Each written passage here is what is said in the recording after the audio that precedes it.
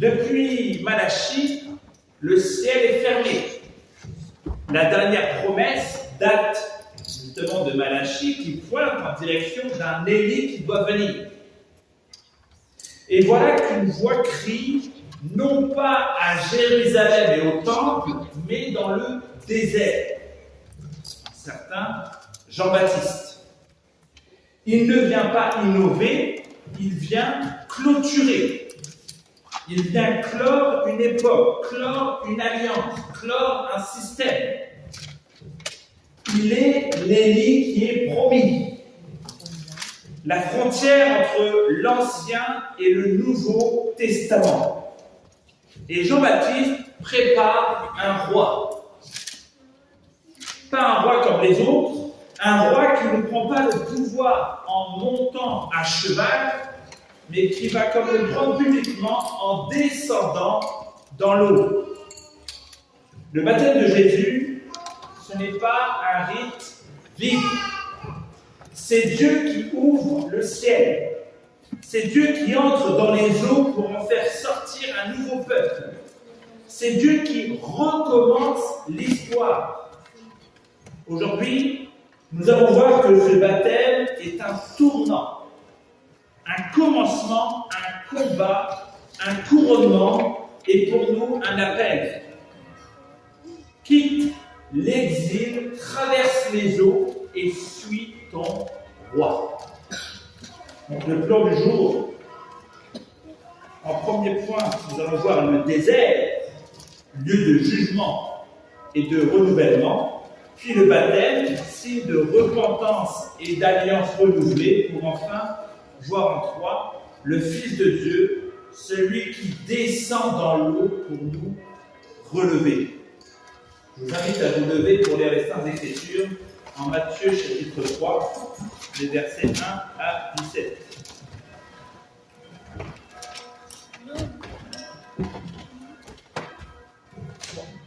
En ce temps-là, parut Jean-Baptiste. Il prêchait dans le désert de Judée. Il disait « Repentez-vous, car le royaume des cieux est proche. » C'est lui dont le prophète Ésaïe a dit « C'est la voix de celui qui crie dans le désert. Préparez le chemin du Seigneur, rendez droit ses sentiers. » Jean avait un vêtement de poil de chameau et une ceinture de cuir autour des reins. Il se nourrissait de sauterelles et de miel sauvage. Les habitants de Jérusalem, de toute la Judée et de toute la région du Jourdain venaient à lui. Et ils se faisaient baptiser par lui dans le fleuve du Jourdain en confessant leurs péchés. Comme il voyait venir au baptême beaucoup de pharisiens et de sadducéens, il leur dit « Race de vipères, qui vous a appris à fuir la colère à venir? Produisez donc le fruit digne de la repentance et n'imaginez pas pouvoir dire « Nous avons Abraham pour père ». Car je vous déclare que de ces pierres-ci, Dieu peut susciter des enfants à Abraham. Déjà, la cognée est mise à la racine des arbres. Tout arbre donc qui ne produit pas de bons fruits est coupé et jeté au feu. Moi, je vous baptise dans l'eau en vue de la repentance. Mais celui qui vient après moi est plus puissant que moi, et je ne mérite pas de porter ses sandales. Lui vous baptisera d'Esprit Saint et de feu.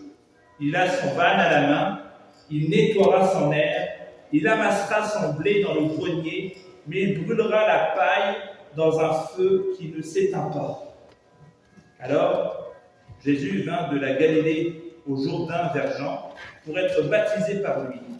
Mais Jean s'y opposait en disant « C'est moi qui ai besoin d'être baptisé par toi. Et c'est toi qui viens à moi ?» Jésus lui répondit « Laisse faire maintenant, car il est convenable que nous accomplissions ainsi toute justice. » Alors Jean le laissa faire. Aussitôt baptisé, Jésus sortit de l'eau. Et voici les cieux s'ouvrirent, il vit l'Esprit de Dieu descendre comme une colombe et venir sur lui. Et voici qu'une voix fit entendre des cieux ces paroles, « Celui-ci est mon Fils bien-aimé, en qui j'ai mis toute mon affection. » On invite à vous asseoir.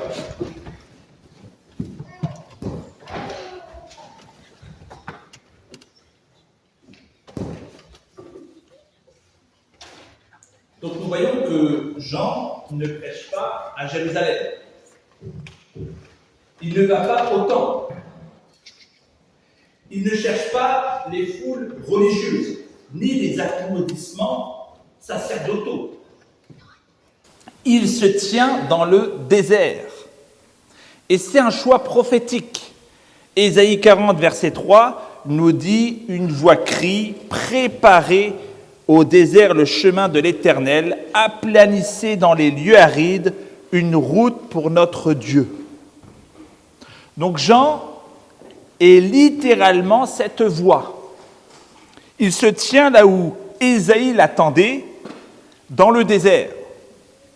Le désert, c'est là que Dieu avait formé son peuple. On l'a lu dans le psaume 106. Et en Deutéronome 8, verset 2, il nous est dit « Je t'ai conduit 40 ans dans le désert pour t'humilier, pour t'éprouver, pour savoir ce que tu avais dans le cœur. » C'est là qu'il avait brisé l'Égypte en eux. Même s'ils étaient sortis de l'Égypte, ils avaient encore la pensée de l'Égypte dans leur cœur. Pour ensuite les faire entrer dans la terre promise. C'est là que la manne tombait dans le désert, que la loi a été donnée dans le désert, que Dieu parlait face à Moïse dans le désert. Mais ce désert était aussi un lieu de jugement.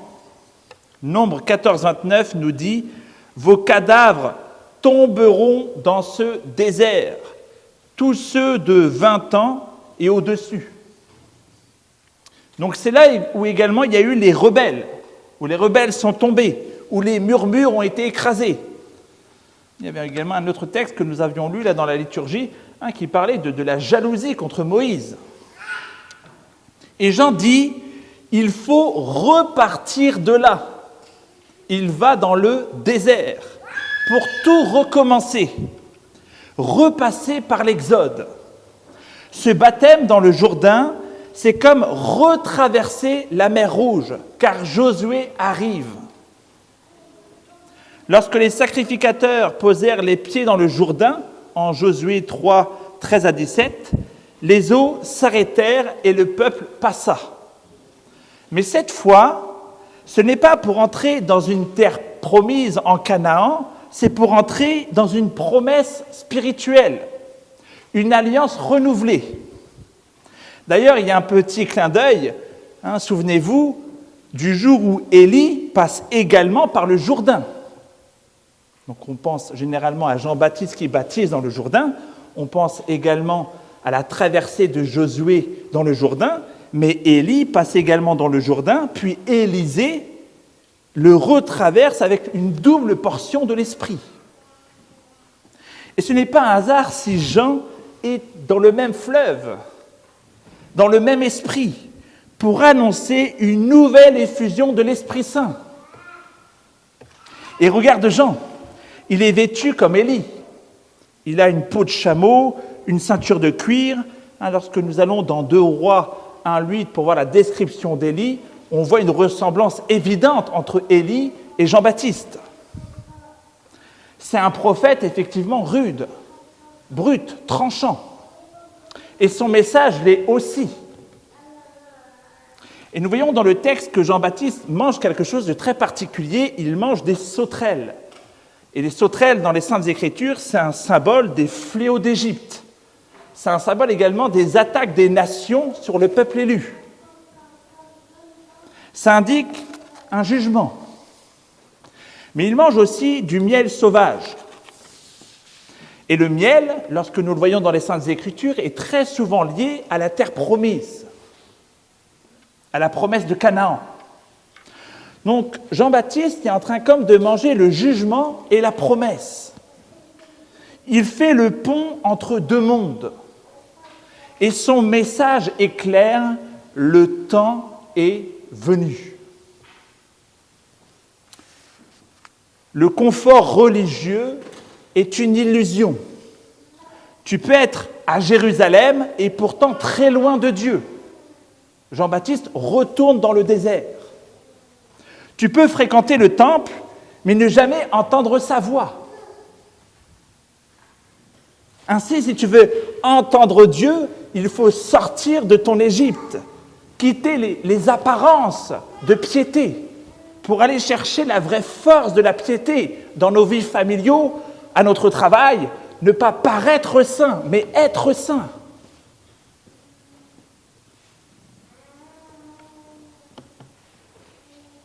Là où Dieu brise, c'est toujours pour reconstruire. Là où Dieu parle, c'est pour recommencer. Et ce n'est pas un spectacle de plus, c'est le point de bascule entre deux mondes. Dieu prépare un peuple pour un nouveau départ. Ézéchiel 36, 25 à 26 nous dit « Je répandrai sur vous une eau pure, et vous serez purifiés. Je vous donnerai un cœur nouveau. » Ainsi, nous voyons que Jean prêche. Nous arrivons à mon deuxième point.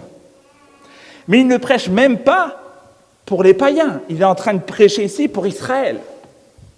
À ceux qui se croient déjà sauvés. À ceux qui ont le sang d'Abraham, mais pas le cœur d'Abraham.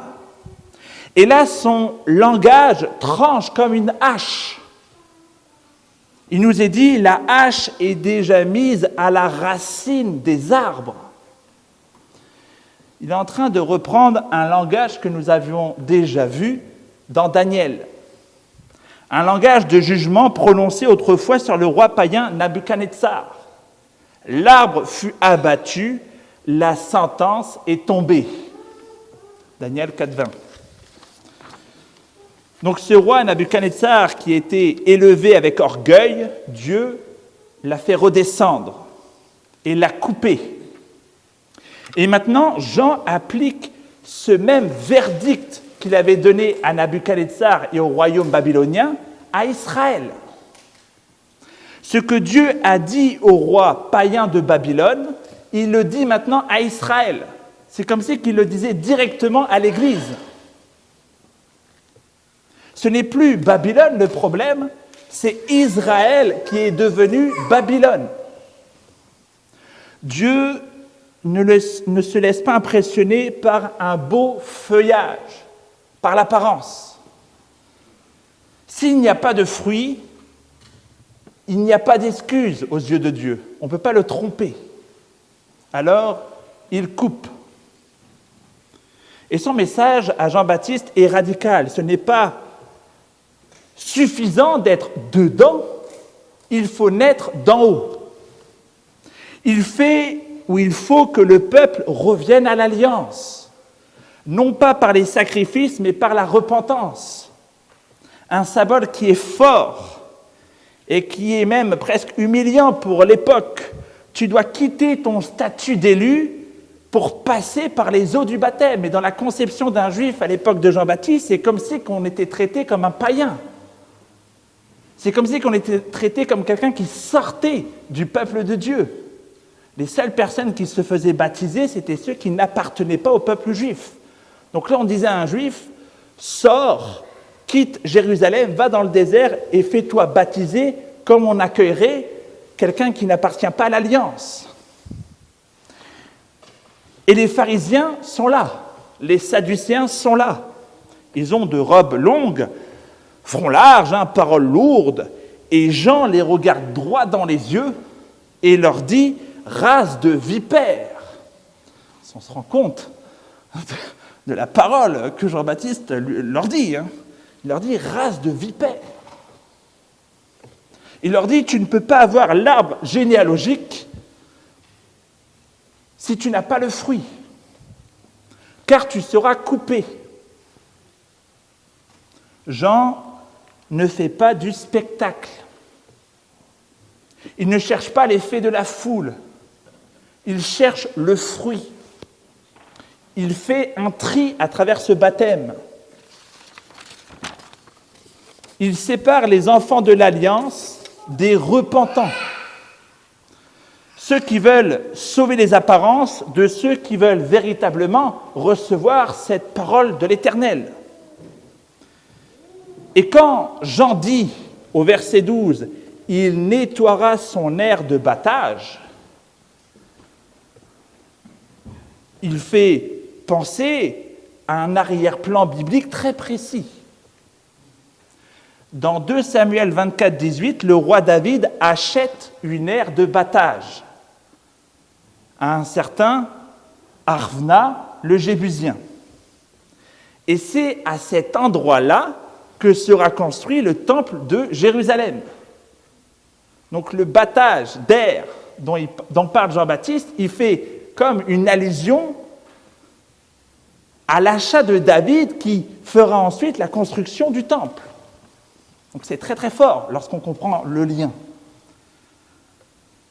Donc quand Jean parle d'une aire de battage à nettoyer, il parle aussi du temple lui-même. Jean annonce que le jugement va commencer dans le sanctuaire, dans le temple. Le système religieux va être passé au crible. Tout ce qui n'est que poussière et façade sera brûlé. Et c'est un avertissement aux croyants, le feu va tomber et ça commence chez nous. Jean annonce que l'alliance va être nettoyée. Le baptême nous inscrit dans l'alliance, mais il appelle à une vraie repentance, visible dans les fruits. Et effectivement, en l'an 70 après Jésus-Christ, le feu va tomber sur le temple. Le temple sera complètement détruit. Donc Jean-Baptiste est en train d'annoncer quelque chose qui va arriver dans la génération qui arrive. Et pas sur les païens, sur ceux qui sont religieux. C'est comme si un prophète disait ça de l'Église, qu'on était devenu trop corrompus, qu'on était devenu avec beaucoup trop de façades, et qu'il y a un besoin de renouveau, et qu'il faut faire attention à cette religiosité stérile. Donc, où en sommes-nous? L'Église réformée Saint-Jean-Baptiste, sommes-nous dans le fruit ou dans la façade? Je crois que nous portons du fruit, très honnêtement, et que ce fruit peut encore abonder selon la volonté de Dieu. Et maintenant, pour ce dernier point, revenons au texte, car celui qui souffle le feu, c'est aussi celui qui descend dans l'eau. Jean voit Jésus-Christ arriver. Il comprend tout de suite, ce n'est pas à moi de te baptiser, c'est moi qui devrais être baptisé par toi. C'est sa première réaction à Jean-Baptiste. Mais Jésus répond, il faut accomplir toute justice. Il n'a pas besoin d'être purifié, il n'a pas besoin de prendre le baptême, Jésus-Christ, mais il choisit de s'identifier à nous. C'est le début de son ministère de substitution. La substitution, c'est lorsque quelqu'un prend ta place. Il prend la place des pécheurs dès la première scène publique. Dès que Jésus-Christ est visible, il veut s'identifier aux pécheurs. Le Fils éternel descend dans l'eau, le Saint se tient aux côtés des pécheurs et le Créateur entre dans sa création pour recommencer ce monde. Jésus entre dans le Jourdain comme un nouveau Josué. Josué, en hébreu, est Yeshua. Et Jésus-Christ, Jésus, c'est également la même racine, c'est Yeshua. Mais au lieu d'assécher le fleuve par un miracle, il va le traverser humblement. Pas pour conquérir Canaan comme Josué, mais en conquérant ce monde à travers l'ouverture du ciel. Il est l'échelle de Jacob en Genèse, le lien entre le ciel et la terre. Et le ciel s'ouvre littéralement. L'Esprit Saint descend comme une colombe. Et une voix retentit, « Celui-ci est mon Fils bien-aimé ». C'est comme si Dieu rejouait l'acte 1 de l'histoire de Genèse. L'Esprit, la colombe, plane au-dessus des eaux du Jourdain. La parole de Dieu retentit, « Celui-ci est mon Fils bien-aimé », Et il y a comme une nouvelle création qui commence à travers le signe du baptême. Sauf qu'ici, c'est le Créateur lui-même qui entre dans l'eau pour nous relever. Jésus ne fait pas seulement baptiser, il baptise notre histoire, il la remplit de l'Esprit Saint, par le pardon, par la lumière. Il transforme une eau trouble en eau de vie. Ainsi, comme application, j'ai envie de te dire, ne méprise pas ton baptême. C'est une proclamation céleste. Tu es en Christ. Tu es né de nouveau, tu appartiens au peuple renouvelé par le Fils, rempli de l'Esprit. Le ciel est ouvert sur lui et maintenant le ciel est ouvert sur toi. Mais c'est aussi une scène annoncée par Isaïe.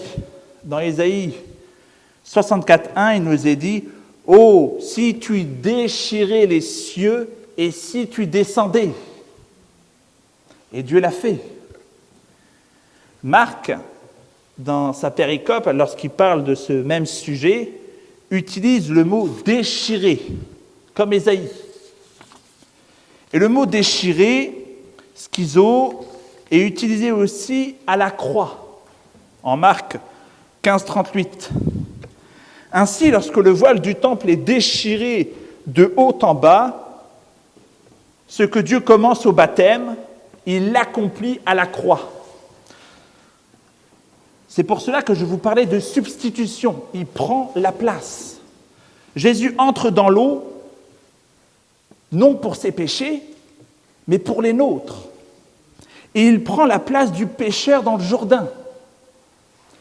Comme il prendra notre place et la place du coupable à Golgotha, à la croix. Le baptême, c'est déjà une substitution. Le juste se tient parmi les injustes, il descend là où nous devrions descendre. Il s'identifie à nous pour qu'un jour nous soyons identifiés à lui. À la croix, cette logique s'accomplit pleinement. Il ne fait plus que descendre dans l'eau, il descend sous la colère du Père, ce que les anciens appelaient l'Hadès, ce lieu de séparation avec Dieu, pour que nous n'y entrions jamais. Si lui passe par l'Hadès, c'est pour que ses enfants n'y passent pas. Il ne fait plus qu'être plongé, il est à ce moment-là à la croix abandonné. Le Fils bien-aimé devient l'agneau sacrifié. Ce que le baptême annonce, la croix l'accomplit. Dans le Jourdain, il s'unit à nous et à la croix, il meurt à notre place.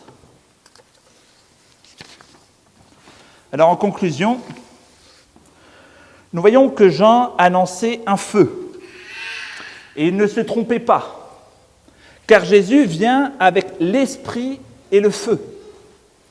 Pas un feu destructeur à premier abord, mais un feu purificateur. Son objectif, c'est purifier son peuple. Un feu qui juge, mais un feu également qui régénère. Un petit peu comme cette nourriture que mangeait Jean-Baptiste. Il mangeait à la fois le jugement et la promesse. Le feu fait le même effet.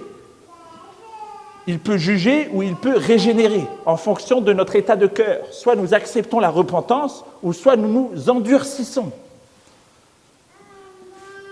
Et dans notre texte, le jugement approche, la hache est à la racine des arbres, les religieux se pensent à l'abri, mais Dieu ne regarde ni le rang, ni l'habit, ni la lignée. Il regarde le fruit. Et ce fruit ne peut naître qu'en Jésus-Christ, qu'en acceptant le Messie.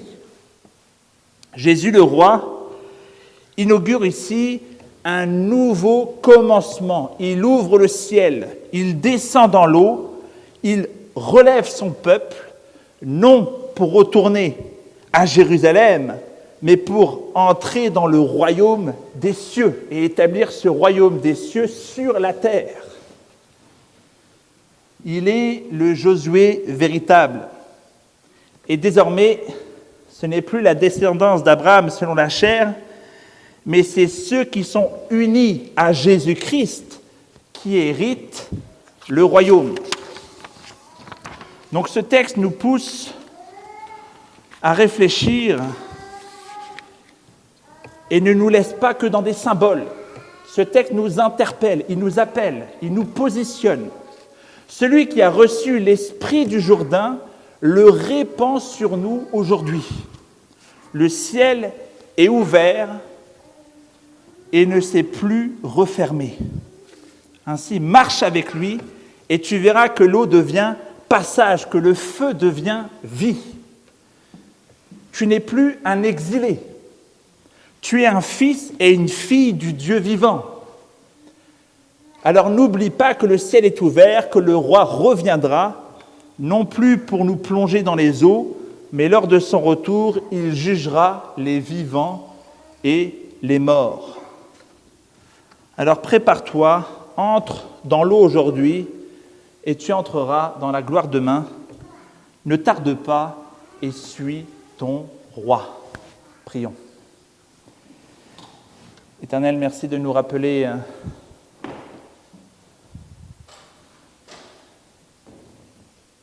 que nous sommes des enfants d'alliance et que ton Esprit Saint ne veut pas nous voir comme des enfants sans fruit, des enfants qui parleraient de Jésus-Christ mais qui auraient le cœur méchant.